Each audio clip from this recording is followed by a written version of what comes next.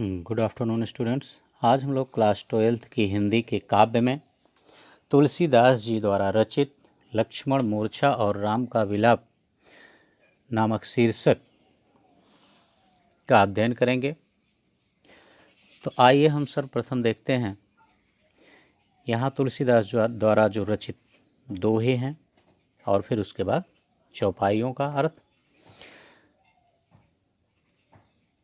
देखिए, इस चैनल को अभी तक आपने सब्सक्राइब नहीं किया है तो मैं आपसे अवश्य बता दूं कि इस चैनल को अवश्य सब्सक्राइब कर लीजिए, बेल आइकन दबा दीजिए, जिससे कि नया वीडियो अपलोड होते ही उसका नोटिफिकेशन आपके पास पहुंच जाए। वीडियो को अधिक से अधिक लाइक और शेयर ज़रूर करें, जिससे कि आपके दोस्त भी इस वीडियो का पूरा लाभ ले सकें। और कमेंट करके हमें भी यह सूचित करें कि ये वीडियो आपको कैसा लगा। तो आइए हम अब इस पार्ट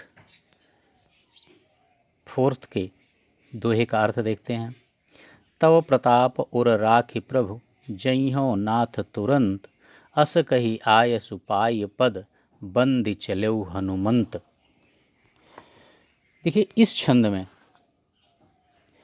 उस समय का वर्णन है जब लक्ष्मण जी मूर्छित हो गए थे मेघनाथ की शक्ति लगने के कारण, और हनुमान जी संजीवनी बूटी लेने गए थे। लेकिन जब वो संजीवनी बूटी लेकर के लौट रहे थे, उसी समय भरत जी के बाणों से लक्ष्मण जी घायल हो जाते हैं, क्योंकि भरत को ऐसी आशंका थी कि शायद कोई राक्षस अयोध्या पर आक्रमण करने के लिए आ गया है।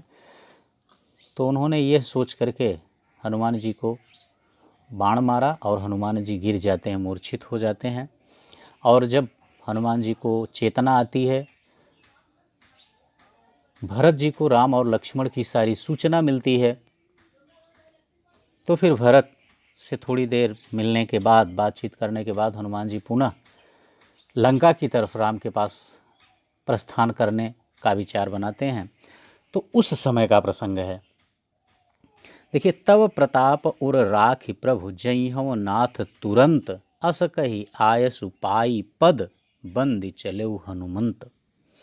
तव प्रताप उर राखि प्रभु, जब हनुमान जी भरत जी के पास से लंका की तरफ प्रस्थान करते हैं, तो हनुमान जी श्री राम की तरफ प्रस्थान करते समय भरत जी से कहते हैं कि तव प्रताप उर राखि प्रभु, हे प्रभु, तव प्रताप उर राखि। उर माने होता है हृदय, प्रताप माने प्रताप, तव माने आपके। मैं आपके प्रताप को हृदय में रख कर जइहो नाथ तुरंत। नाथ, हे स्वामी, मैं यह संजीवनी बूटी ले करके तुरंत जाऊंगा, अर्थात मेरे जाने में जरा सा भी विलंब नहीं होगा और समय से वहां पहुंच जाऊंगा। समय से पहुंचने का मतलब, क्योंकि आपको ये कहानी तो मालूम ही होगी कि सूर्योदय के पहले तक का समय हनुमान जी के पास था, और हम कहें तो लक्ष्मण के पास भी था, कि अगर सूर्योदय से पहले लक्ष्मण को संजीवनी बूटी मिल जाती है तो लक्ष्मण के प्राण बच जाएंगे, अन्यथा लक्ष्मण के प्राण नहीं बचेंगे। इसीलिए यहाँ हनुमान जी कह रहे हैं कि मैं आपके प्रताप को हृदय में धारण करके तुरंत जाऊंगा, और आप निश्चिंत रहें, क्योंकि मैं वहां समय से पहुंच जाऊंगा। ठीक है ना। अस कही, हनुमान जी भरत जी से ऐसा कहकर आयसु पाई, आयसु माने होता आज्ञा, भरत जी की आज्ञा पा करके पद बंदी, भरत जी के चरणों, पद माने होता चरण, चरणों की वंदना करके हनुमंत चलो, हनुमान जी तुरंत वहां बड़ी तेजी के साथ लंका की तरफ चल पड़ते हैं। भरत बाहुबलशील गुण, प्रभु पद प्रीति अपार, मन महु जात सराहत, पुनि पुनि पवन कुमार। भरत बाहुबलशील गुण, और जब हनुमान जी लंका की तरफ चलते हैं तो हनुमान जी भरत बाहुबल, भरत जी के बाहुबल, शील, शील माने होता गुण, शील गुण माने उनके स्वभाव और गुणों की, प्रभु पद प्रीति अपार, प्रभु राम के चरणों में उनकी अपार प्रीति को, अपार प्रेम को, अपार भक्ति को देखकर मनमहु जात सराहत, मनमहु माने मन ही मन, सराहत जात, उसकी सराहना करते हुए चले जा रहे हैं। यानी जब हनुमान जी भरत जी के पास से लंका की तरफ राम की ओर रवाना होते हैं तो हनुमान जी करते क्या हैं कि हनुमान जी भरत की भुजाओं के बल को, उनके सील का, उनके गुण का, प्रभु पद प्रीति अपार, प्रभु राम के चरणों में उनके अपार प्रेम की मन में सराहना करते हुए पुनि पुनि बार बार उनकी सराहना करते हुए हनुमान जी लंका की तरफ चले जा रहे हैं। कोई दिक्कत किसी को नहीं होनी चाहिए। पूरी उम्मीद है कि इसका अर्थ आपकी समझ में आसानी से आ जाएगा। तो ये था अयोध्या में भरत, यानी नंदीग्राम में जहाँ भरत जी रहे थे, वहाँ राम के भाई भरत और हनुमान के मिलन का वर्णन था। ये इन दोहों में इसको आपने देखा। अब आइए फिर चौपाई। वहाँ राम लक्ष्मण ही निहारी, बोले बचन मनुज अनुसारी, अर्ध राति गई कपि नहीं आयो, राम उठाई अनुज उर लायो, सकहु न दुखित देखि मोहि काऊ, बंधु सदा तव मृदुल सुभाऊ, मम हित लागी तजौ पितु माता, सह्यो विपिन हिम आतप बाता। अब देखिए इन चौपाइयों में, ये तो अयोध्या के दृश्य का वर्णन था भरत और हनुमान के मिलन का। अब इन चौपाइयों में तुलसीदास जी ने इधर लंका में राम के छावनी का, राम की स्थिति और लक्ष्मण की स्थिति का वर्णन किया है। यानी यहाँ हम कह सकते हैं कि इन चौपाइयों में तुलसीदास जी ने लक्ष्मण के मूर्छित होने पर राम के विलाप का वर्णन किया है। वहाँ राम लक्ष्मण ही निहारी, तुलसीदास जी कहते हैं कि और उधर अर्थात लंका में रामचंद्र जी लक्ष्मण को देखकर बोले वचन मनुज अनुसारी, मनुज अनुसारी वचन बोले। चूंकि राम को भगवान का अवतार माना जाता है, लेकिन इस समय लक्ष्मण को मूर्छा लगने के बाद, क्योंकि राम जो है, राम रूप में जो विष्णु का अवतार है, वह मानव लीला करने के लिए आए हैं, इसीलिए तुलसीदास जी कह रहे हैं कि मनुज अनुसारी वचन बोले। रामचंद्र जी लक्ष्मण को देखकर मनुष्यों की तरह वाणी में बोलते हैं, अर्थात मनुष्य के समान, सामान्य मनुष्य के समान विलाप कर रहे हैं। क्या कहते हैं? अर्ध राति गई कपि नहीं आयो। कहते हैं कि आधी रात बीत चुकी है, लेकिन कपि माने होता बंदर, और यहाँ लेकिन कपि से तात्पर्य है हनुमान जी से, कि आधी रात बीत चुकी है लेकिन अभी तक हनुमान लौटकर नहीं आए, राम उठाई अनुज उर लायो। और यह कहते हुए रामचंद्र जी विलाप करते हुए अपने छोटे भाई, अनुज माने होता छोटा भाई, छोटे भाई अर्थात लक्ष्मण को उठाकर अपने हृदय से लगा लेते हैं। उर लायो, उर माने हृदय, लायो माने लाते हैं, हृदय के समीप लाते हैं, अर्थात उन्हें अपने हृदय से लगा लेते हैं। सकहु न दुखित देख मोहि काऊ, और उन लक्ष्मण को अपने हृदय से लगाकर कहते हैं कि हे भाई लक्ष्मण, तुम मुझे कभी दुखी देख ही नहीं सकते थे। बंधु सदा तव मृदुल स्वभाव, बंधु माने भाई, हे भाई, तव माने तुम्हारा, हे भाई तुम्हारा स्वभाव तो सदा अत्यधिक मृदुल रहा है, कोमल स्वभाव के रहे हो, शायद इसीलिए तुम मुझे कभी दुखी नहीं देख सके।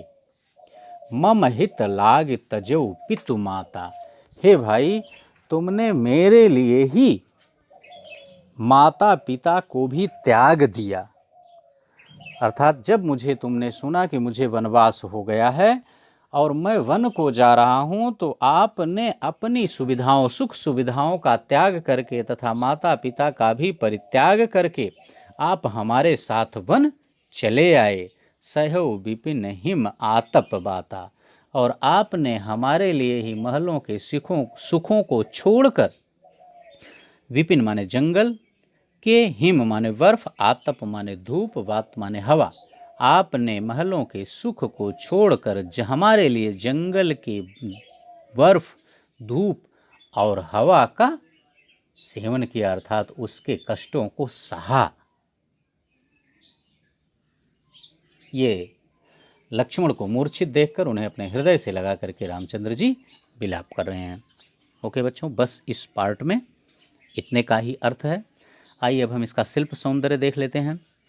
देखिए इसमें शिल्प सौंदर्य में अगर हम देखते हैं तो ये ऊपर 4 लाइनें दोहे की हैं और ये चौपाई है, तो छंद में हम दोहा और चौपाई लिख देंगे। भाषा, चूंकि रामचरितमानस का प्रसंग है, रामचरितमानस पूरा अवधी भाषा में लिखा गया है, इसलिए भाषा अवधी हो जाएगी।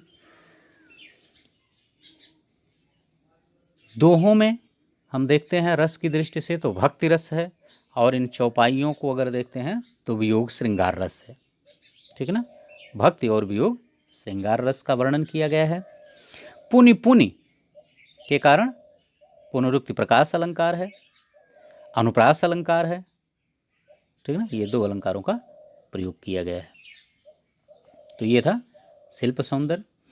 आइए अब हम इन दोनों यानी दोहों और चौपाइयों पर आधारित कुछ प्रश्न जो इस तरह से आपके एग्जाम में आते हैं, उन प्रश्नों का उत्तर देख लेते हैं। देखिए, पहला प्रश्न है, हनुमान ने भरत जी को क्या आश्वासन दिया? हनुमान ने भरत जी को क्या आश्वासन दिया? ये तो अभी आपने पढ़ा। हनुमान जी ने भरत से कहा था कि हे नाथ, मैं आपके प्रताप को हृदय में धारण कर तुरंत जाऊंगा और वहां पर समय से पहुंच जाऊंगा। यानी आप चिंता ना करें, मेरे वहां पहुंचने में विलंब नहीं होगा, मैं प्रातःकाल होने से पहले ही पहुंच जाऊंगा, इसलिए आप निश्चिंत रहें। ये आश्वासन भरत जी को हनुमान जी ने दिया था। ओके। दूसरा प्रश्न है, हनुमान भरत की किन बातों से प्रभावित हुए?